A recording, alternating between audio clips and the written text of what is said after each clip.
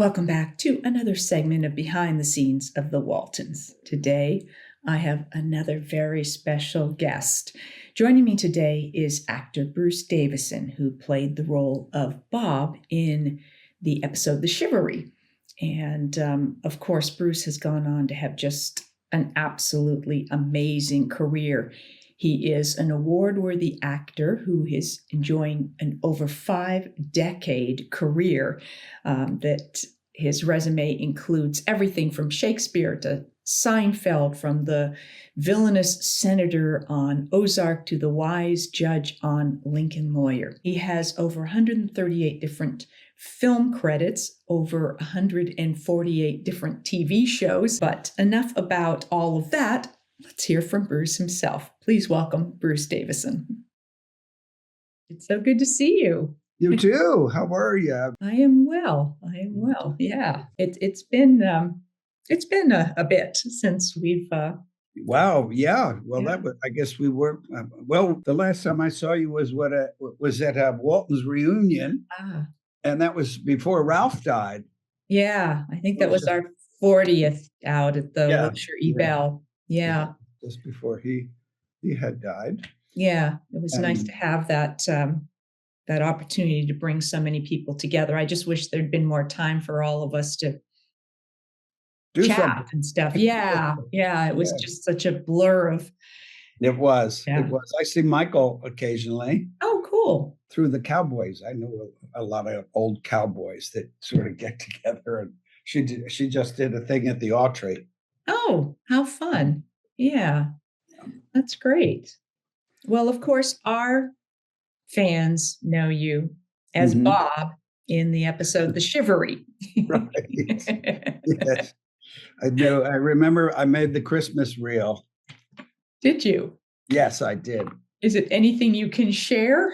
I can, but I can't use the words I used. I remember there was a long shot of me wandering through the woods in my pajamas, and I got to the end of it, and I flipped up in the air, and I said, I left my slippers on.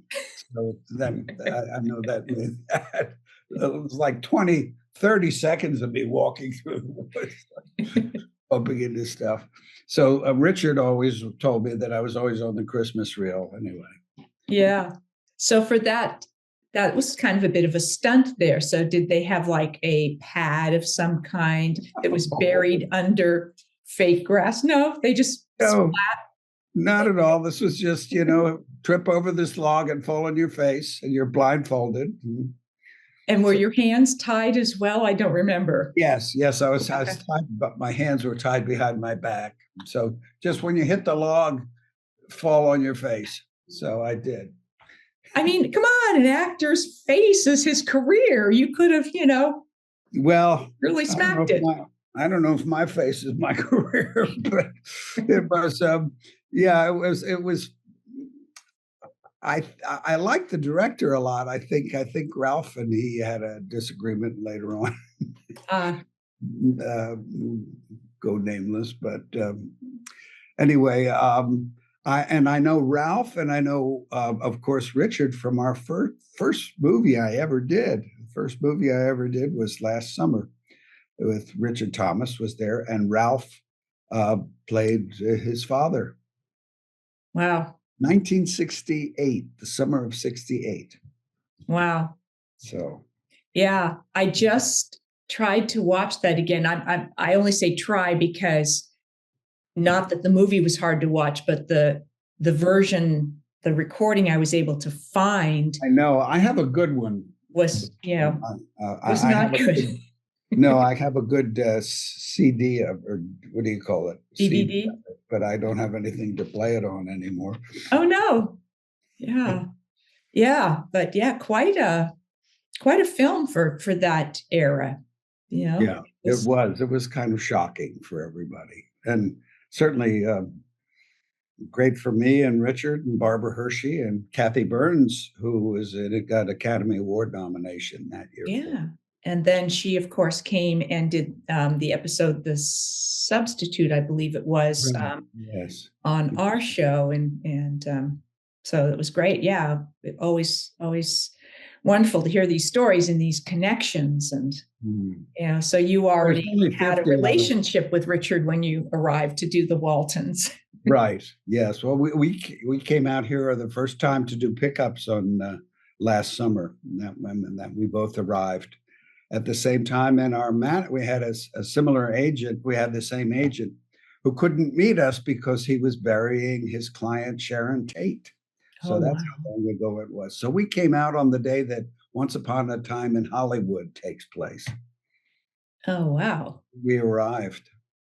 Huh.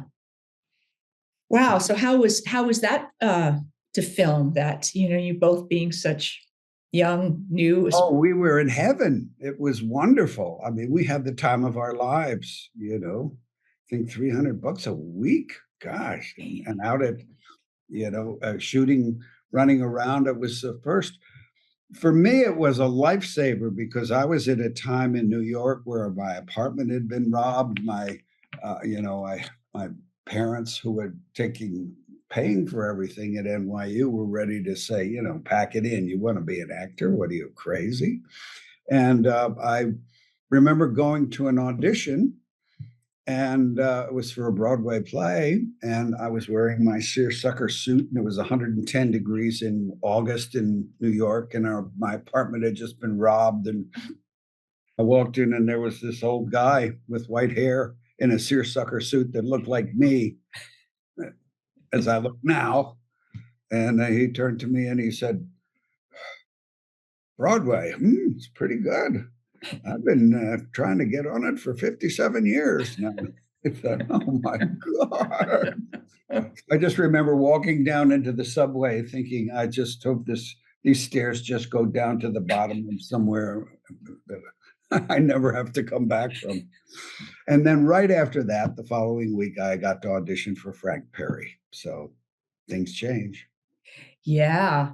Yeah. You never know what's around the next corner. Yeah. So, well, how was it being on our show? How was that experience for you? Because you were still such a young actor. I know, but I mean, everybody it's like the Waltons. You were the Waltons. I mean, you really were. Everybody was welcomed with open arms. And, I was welcomed right into the family. And the family was like that when they were eating lunch or when they were, had breaks or off camera. Everybody's really were so supportive of each other. And I owe a lot of that to Richard, too, because Richard is such a generous soul.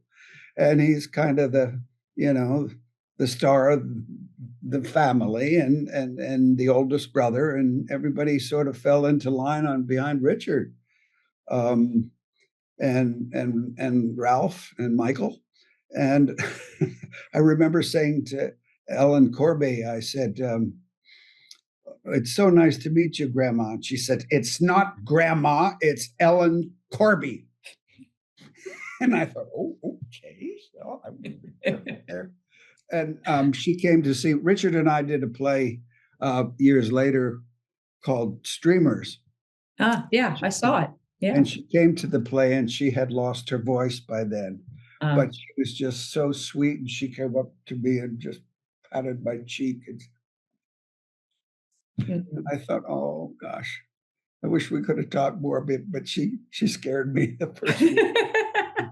Maybe she, a bit of method acting in there. No, it's just I'm sure everybody did that to her all the time, and it's like Elsa Lanchester it's Elsa Lanchester and Burt Lancaster. Get that straight, she used to say. And I always say I only have one D in my last name, not Davidson, it's Davison. And I do that every day too. So I understand how those things can sort of bug you. Yeah. There's a lovely clip of Michael Learned when she won her first Emmy, and the presenter said, Michelle Learned.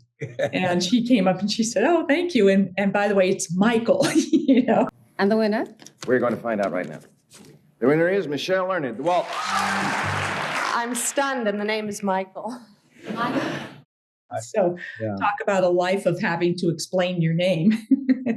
Yeah, but everybody was wonderful in that family. I'm still in touch with John Walmsley over and his wife over the internet. And Uh-huh. it was a welcoming arms. And also John Ritter, who Ah, was a good friend too, was on that year feeding chicken bones to the chickens, as I remember. It was, but yeah. it was a wonderful experience. I was sorry I was dead by the Yeah. second time I came. Yeah. I had Deborah Uh-huh, White on, and uh-huh. she talked about what a wonderful experience she had doing the Mhm. show. And she was going through some very tough things in her personal life, with a relationship. And she was really sweet. She talked about literally that Ellen Corby lived near her, and she ended up one night wandering up and knocking on her door, and Ellen welcoming her in, and just Uh, another new person to Hollywood and dealing with all of it. But well, it was a wonderful show, and I'm so sorry there's nothing like it on now. yeah, I really am. I really think we certainly need to get back to a place where we can all be part of a family again. We all seem so divided, even in our own families, over yeah. politics. And Well, you played a very serious, uptight character, yeah, which is not you in real life. And we did have a fun set. We had a warm, fun, mhm. and Richard did very much set the tone on all of that. And it was just always very relaxed and a pleasure for us as well. And then when people came in, we had so many delightful, people like you come in and be a part of it for a week. So it was sort of like having house guests all the time. Yeah, it really was. There was a great ease about it. Mm. Everybody felt a great ease about shooting and things. And I certainly felt welcomed immediately, which is because I all through that period of time I would do guest stars, and you were always trying to run alongside the train at 60 miles an hour and jump on, and everybody else is on already for years or months, and sometimes that can be hard, especially if there's stress going on in the group. Yeah. And I never felt that way. I'm sure there must have been some stress, but anyway, I wanted to say also Will Geer Mm. did really influence me a great deal because I wrote a screenplay. I was working on a screenplay about a military school in Miami during the Bay of Pigs invasion and the Mm. end of the era, just about to burst into Vietnam. And I had this song about the sinking of the Reuben James, and Mm. he launched right in. Well, I know that. I know. Willie, we were the first notice up there in Berkshire County, and I remember when he wrote that, and about two brothers that went down on the Reuben James, the first ship that was sunk on World War II before they were Liberty ships. It was before Pearl Harbor and everything, and there were two brothers on the boat. And the boat went down. One brother was saved, the other drowned. Mm. We were all up in Stockbridge. I think that's where part of the gathering of the blacklisters and everyone were at the time were. And he said, and I remember raising my glass and saying, to the one brother that was alive, I say, it's one of the greatest heroes to die in the war, about his brother. And he said, and his brother knocked me cold. He said he just didn't believe his brother had drowned. He thought he was maybe a prisoner of war somewhere in Germany Mm. all those years. So that sort of became the theme of the film I Mm. wrote. And actually, I got to tell you, I painted a picture. Can I get a? Yes, please. I painted this. Oh, wow. Well, when he was doing a movie called Jeremiah Johnson. Yeah. And so I remember those eyes there. They're really Oh, yeah. kind of So creepy. expressive. Yeah. Yeah. Now you mentioned that you were originally an art major. I started as an art major at Penn State, and then I gave it up completely when I found the actors' green room and knew I had found my out of step family with the rest of the world, darling, and so I stopped painting, and I was working on a play that Henry Fonda was directing, and I had a couple of pieces, and he was a terrific artist, by the way. Really did some beautiful, very detailed stuff. And he said, "This is good. Why'd you stop?" And I said, "Well, I knew I could play Rembrandt, but I would never, ever be a Rembrandt." And he said, "Well, that's what's wrong with your acting. It's not about the result. It's about the journey, enjoying the work, doing what you work." He said, "I could paint, this windowsill with the cracks in it forever till Shirley had it scraped. I had to paint something else." And he said, "It's not about that. It's about enjoying what you're doing in the moment because you'll never be satisfied with the result." So, It's kind of like life too. yeah. Yeah. Well, that was it. It's always been that and a good life lesson for me, especially as I've gotten older and, realize that it's precious to be in the moment. It's precious to be here now. Yeah. And you have also, I heard you say something about the choice, how it was that you decided or have followed a path of being more of a character actor than. Yeah. Oh, yeah. That's very true. I did. Both Richard and I and Barbara Hershey all came out, and we were suddenly hot sauce. And Richard fell into the Waltons, and Barbara went on. And I was kind of a hot young co-star in those days, and I was co-starring with Burt Lancaster in a movie called Olzana's Raid that Robert Aldrich was directing. It's actually a great classic if you ever get a chance to see it. But I was huffing and puffing about something, and Aldrich said to me, he said, "Kid, you don't want to be a leading man." He said, "You'll be a leading man. You'll do 6 pictures and you'll be washed up at 30. He said, you'll be," and he named a few actors that certainly went that way. He said, "You're a good actor. You can play supporting roles. You can play the doctors and the lawyers and the villains and the victims, and you can raise a family in this town. You may never be rich, but you could do that." And at the time I thought, I was in such a hurry to keep up and competed, but it's what happened to me. I went back to Broadway and learned how to act in New York on the theater stage for quite a while. I did the Elephant Man for 6 months and came back and took supporting roles instead of trying to be the hot young new Jeff Bridges or whoever would come along suddenly and assume that place. The Eagles song "Johnny Come Lately" is very true in Hollywood. It always is. And So was that a conversation you then had with your agent to proactively pursue that line? Let's just say it evolved. It had to be that way, and suddenly, all these new names that I hadn't heard about, De Niro and Pacino and Richard Geer started coming along, and I was sort of bump. Who got that part? A fellow named Bill Hurt, and I said, "Well, geez, I could play this, I could play that. I don't need to make a fortune. I like to act. I can be a different character. I can, don't always have to be that." And like the stiff character I got to play on the Waltons.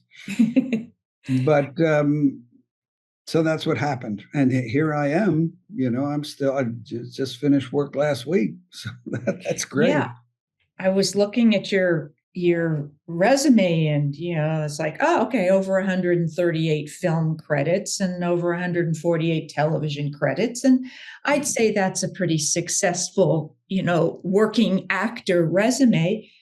And you're somebody that I think everybody knows your face when they see it on the screen. It's like, oh yeah, him. They may not be able to put a name to it, but Well, that's it. I did a documentary with some other actors called Who Is That Guy in That Thing? And when I first came to town, my agent, Hal Gefsky, had this room in the back of his house. And he said, that's Simon Oakland's room. He comes when he's into town and he works there. You know Simon Oakland? I said, no. He said, yes, you do. You know Simon Oakland.